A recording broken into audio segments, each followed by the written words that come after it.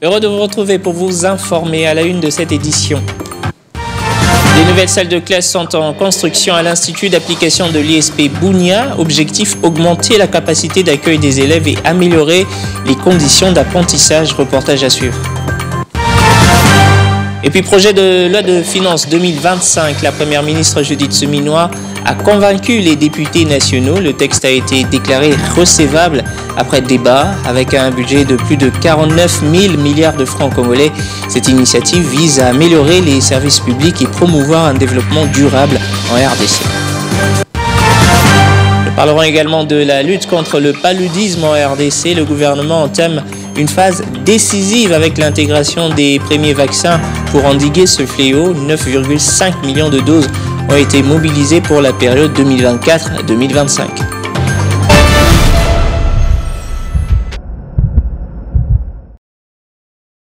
Mesdames, Messieurs, bonsoir. Direction la province éducationnelle de l'Ituri 1. Les travaux de construction de 6 nouvelles salles de classe à l'Institut d'application de l'ISP Bunia ont débuté.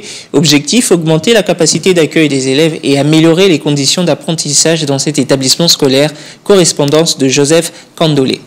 Pas d'échec, hein. Donc ça c'est important. C'est dans un objectif d'augmenter la capacité d'accueil des élèves à l'Institut d'application de l'ISP Bunia que les comités de gestion représentés par le secrétaire général académique, le chef des travaux, dignitaire d'État, Lokunine Mbetieri, qui vient de procéder ce 30 octobre 2024 au lancement officiel de la construction de 6 salles de classe pour l'année scolaire 2024-2025. Un engagement du comité de gestion avec le fonds propre de l'ISP Bunia. Ces travaux ont une durée de 3 mois et seront exécutés par Rehem Entreprise en présence de public en caractère scientifique. Un appel lancé aux parents des élèves de l'IDAP ISP Bunia par le secrétaire général académique qui nécessite à faire confiance au comité de gestion dans sa politique de réformer au domaine de la construction. Nous sommes venus lancer la construction pour 6 salles de classe ici au niveau de l'IDAP ISP Bunia. Vous savez que notre école est très sollicitée par les parents et chaque année le nombre d'élèves augmente et la capacité d'accueil diminue. Et c'est ainsi que le comité de gestion s'est engagé à faire de nouvelles constructions. Les parents leur demandent de continuer à faire confiance à nous. Vous savez que nous avons déjà construit 12 salles de classe. Avec les 6 salles de classe, ça sera 18. Et ces salles de classe sont complétées par les anciennes salles. Une occasion favorable du secrétaire général académique de l'ISP Bunia d'adresser un message de remerciement à la ministre de l'Enseignement supérieur et universitaire dans son instruction 026 qu'elle vient de lancer pour conduire l'année académique 2024-2025. Nous ne pouvons que remercier son Excellence Madame la ministre de l'Enseignement supérieur et universitaire parce qu'elle venait de lancer l'instruction académique 026 le jour de l'ouverture de l'année académique à partir de la Haute École de Commerce Kinshasa et nous avons suivi cette cérémonie en direct. Elle a insisté sur la construction dans les institutions. Il est à signaler que l'IDAP ISP Bunia est situé à province de l'Ituri, ville de Bunia. L'Assemblée nationale a déclaré recevable le projet de loi de finances pour l'exercice 2025 après présentation par la première ministre Judith Suminwa avec un budget de 49 846,8 milliards de francs congolais. Cette initiative vise à renforcer les infrastructures, améliorer les services publics et promouvoir un développement durable en RDC. Après plus de 10 heures de discussion, les élus nationaux ont dit oui à une majorité écrasante au projet de loi de finances 2025 proposé par la première ministre. Ce texte se présente avec un budget équilibré tant en recettes qu'en dépenses, totalisant 49 846,8 milliards de francs, soit plus de 18 milliards de dollars américains. Cette somme représente une hausse significative de 21,6% par rapport à la loi de finances de 2024. Au cours de cette plénière, les préoccupations des députés nationaux ont été axées notamment sur le réalisme du projet présenté, les recettes projetées ou encore la politique salariale du gouvernement. À ces préoccupations, Judith Suminwa a donné des garanties détaillées sur l'élargissement de l'assiette fiscale, la contribution des entreprises publiques et du portefeuille de l'État, ainsi que la lutte contre la fraude et la corruption dans différents secteurs de la vie nationale afin de maximiser les recettes de l'État et répondre aux dépenses prévues, notamment sur les investissements dans le cadre d'une économie diversifiée. À propos de la rémunération des fonctionnaires, La Première ministre s'est engagée à améliorer les salaires de différentes catégories des fonctionnaires et agents de l'État dans tous les secteurs et à mettre en œuvre une politique salariale à même de relever ce défi. Déclaré recevable, le projet de loi de finances 2025 sera envoyé à la Commission économique et financière de la Chambre basse du Parlement pour un examen approfondi, le Parlement étant l'autorité budgétaire. Après un examen par la Commission ECOFIN, le texte reviendra à la plénière pour adoption. Le texte adopté par l'Assemblée nationale sera envoyé au Sénat pour un deuxième examen. On en vient au colloque organisé par le Commissariat général à l'énergie atomique pour célébrer son 65e anniversaire. Conférencier à ce forum, le ministre de la Santé publique, Roger Kamba, a souligné l'importance de la médecine nucléaire dans la lutte contre le cancer en RDC. Regardez. La deuxième édition du colloque du Commissariat général à l'énergie atomique a reçu un conférencier de marque, le ministre d'État à la Santé publique, Hygiène et Prévoyance sociale, sous le thème rayonnement ionisant et pharmacie nucléaire, fer de lance la lutte contre le cancer en RDC. Au cours de ces assises, le docteur Samuel Roger Kamba s'est apaisanti sur l'importance cruciale de la médecine nucléaire dans la lutte contre le cancer en RDC. Les rayonnements ionisants sont utilisés pour le diagnostic et le traitement de différentes formes de cancer.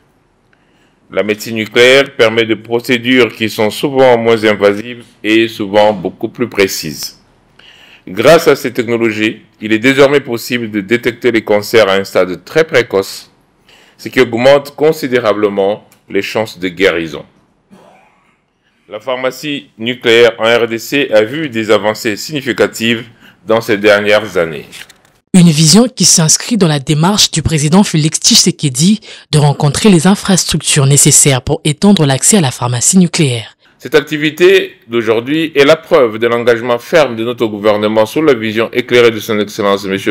Félix-Antoine Tshisekedi Tshilombo, président de la République, chef de l'État, à qui je rends des hommages les plus déférents, en vue de renforcer les infrastructures nécessaires pour étendre l'accès à la pharmacie nucléaire. À travers le Centre national de lutte contre le cancer, avec le concours des partenaires techniques et financiers, nous sommes résolument engagés dans une lutte totale et soutenue contre le cancer. Ainsi, nous travaillons en étroite collaboration avec des organismes internationaux pour acquérir de l'expertise et des ressources nécessaires pour mener à bien cette lutte contre le cancer.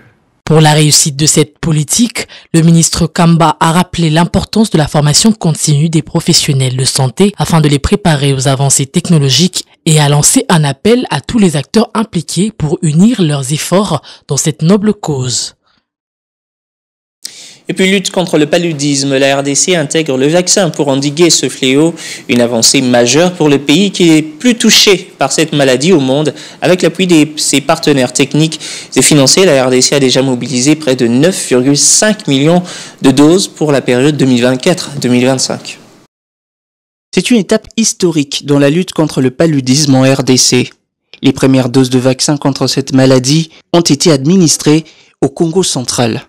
Cette étape importante a été rendue possible grâce à l'appui notamment de l'OMS, l'UNICEF et Gavi, un tournant décisif pour endiguer ce fléau qui cause la mort d'un enfant toutes les 2 minutes. Ce programme de vaccination, élaboré sous le leadership du ministère de la Santé publique, positionne la RDC comme le premier pays à haut impact à introduire le vaccin R21, un développement qui ouvre de nouvelles perspectives dans la lutte contre le paludisme en Afrique. L'introduction de ce vaccin est le couronnement de nombreuses années de recherche, de collaboration et de détermination. Elle représente un espoir renouvelé pour nos communautés, en particulier pour les enfants et les populations vulnérables qui souffrent le plus de cette maladie. Ensemble, nous avons franchi une étape cruciale dans notre combat contre le paludisme. Et nous devons continuer à travailler ensemble pour assurer un déploiement efficace et une sensibilisation adéquate. Je vous invite tous à soutenir cette initiative, à encourager la vaccination et à diffuser l'information autour de nous. En unissant nos forces, nous pouvons transformer ce moment historique en un tournant décisif dans notre lutte contre le paludisme et améliorer la santé de tous les Congolais et toutes les Congolaises. La RDC, avec le soutien de Gavi, a déjà mobilisé près de 9,5 millions de doses de vaccins pour la période 2024-2025, soulignant l'engagement continu des partenaires pour étendre cette initiative sur l'ensemble des 26 provinces du pays. Parlons toujours santé. À Kinshasa, le ministre provincial de la Santé publique a tenu une conférence de presse pour faire le point sur le moratoire initié et sur la viabilité des établissements sanitaires quinois. Patricia Ngongo a annoncé des mesures imminentes d'assainissement devant entrer en vigueur dans le secteur sanitaire de la capitale congolaise. Un exercice de redevabilité auquel s'est soumis ce mercredi le ministre provincial de la Santé publique, Hygiène et Prévention de Kinshasa devant un parterre de professionnels des médias. La communication du ministre praticien Ngongo Abakazi était axée sur le travail acharné mené sur terrain sur la viabilité des établissements sanitaires et des pharmacies de la place. Un mois après le moratoire accordé aux tenaciers de centres de santé, dispensaires, hôpitaux, aux fabricants et aux vendeurs de médicaments, le patron de la santé dresse un bilan sombre de la réalité sur terrain. La décision que j'ai prise allant dans le sens non seulement de sanctionner les structures non viables, mais aussi de les accompagner à la régularisation, ne pas tomber comme un chevet dans la soupe. Je me suis servi de lois qui existent mais qui peut-être n'ont jamais été appliquées. Il s'agit de la loi numéro 23/006 du 3 mars 2023, modifiant et complétant la loi numéro 18/035 du 13 décembre 2018. Fixant le principe fondamental relatif à l'organisation de la santé publique en République démocratique du Congo, spécialement dans son article 14, disposant que nul ne peut ouvrir ou faire fonctionner un établissement ou service de soins de santé ou pharmaceutique privé s'il n'a obtenu dans un délai de 90 jours une autorisation du ministre ayant la santé publique dans ses attributions ou de son délégué. Ici aide de rappeler que le moratoire a expiré le 25 octobre. Praticien Ngongo Abakazi reste plus que déterminé à sortir le système sanitaire quinois de son état comateux. De son côté, le président du Sénat s'est entretenu avec une délégation des sénateurs honoraires de la 3e législature venus lui présenter des civilités. Par ailleurs, ces élus honoraires ont présenté leurs préoccupations à Jean-Michel Samalukonde en espérant y trouver des solutions idoines. À l'issue de cette audience accordée aux sénateurs honoraires de la législature passée par le président du Sénat, Jean-Michel Samalukonde, l'ancien sénateur Denis Kambay, qui a fait office de porte-parole de la délégation, s'est confié à la presse, affirmant que leur dossier est désormais entre de bonnes mains et que la délégation reste sereine pour la suite. Sous la conduite de notre président intérimaire du bureau sortant du Sénat, de la 3e législature, l'honorable Sangouma. Vous avez vu cette délégation sélectionnée qui a rencontré ce jour l'honorable président du Sénat, Samalukonde, pour échanger sur des préoccupations de notre législature. Tout a été déjà dit dans la presse, mais aujourd'hui il était l'occasion que nous puissions échanger. D'abord, lui présenter officiellement des civilités de sénateurs sortants sous la conduite du président du bureau sortant, et aussi parler des questions qui nous concernent, que nous ne pouvons pas commencer à faire maintenant la publicité sur la place publique. C'est que nous pouvons dire à tous les collègues qui nous suivent maintenant que tout va bien, tout est sur les rails, et aussi la problématique de nos assistants parlementaires, nous avons également échangé. Voilà les deux questions du jour, les dossiers des sénateurs sortants de la 3e législature et aussi les dossiers de nos assistants. Tout est entre les bonnes mains, donc tout le monde peut se tranquilliser et nous regardons dans la même direction et dans les jours qui viennent, nous allons échanger sur d'autres questions d'actualité. Nos sénateurs honoraires sont sortis de cette audience réconfortés, faisant foi au sens élevé de coût et de réalisation du speaker du Sénat qui a promis de s'impliquer pour trouver une solution à leurs problèmes. Dans un autre chapitre, le consortium We Are Able poursuit son plaidoyer auprès des autorités nationales en vue de garantir une sécurité alimentaire des personnes vivant avec handicap. Ce vendredi, les délégués des ministères sectoriels en charge des personnes PVH en RDC ont pris part à une journée de réflexion pour établir des pistes de solutions afin de matérialiser cette vision. Le leader des organisations de personnes vivant avec handicap du niveau national, le représentant des organisations de la société civile, le délégué de députés nationaux, le représentant des territoires d'Idjou et Calais et les responsables du projet We Are Aber.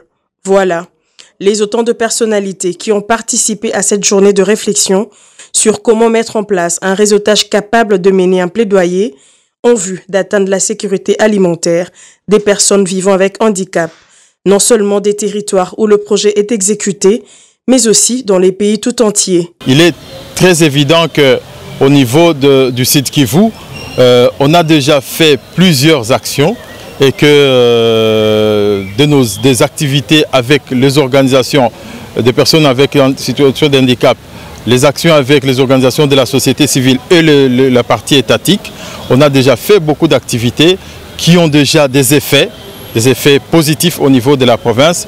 Mais on s'est dit, est-ce qu'il faut rester seulement au niveau de la province?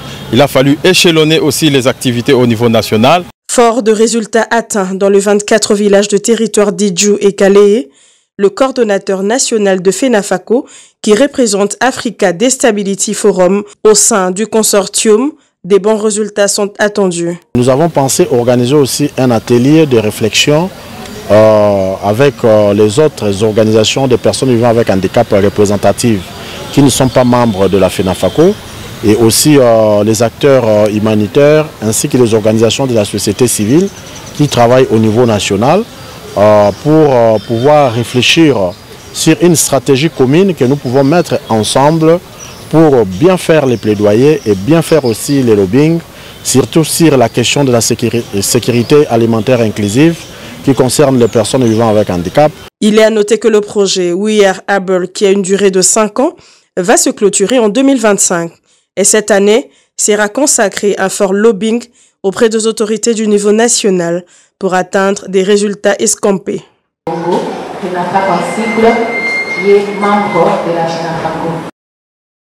Fin de ce journal. Merci de l'avoir suivi. Mesdames et messieurs, excellente soirée en compagnie des programmes de votre chaîne, la RT Éduc.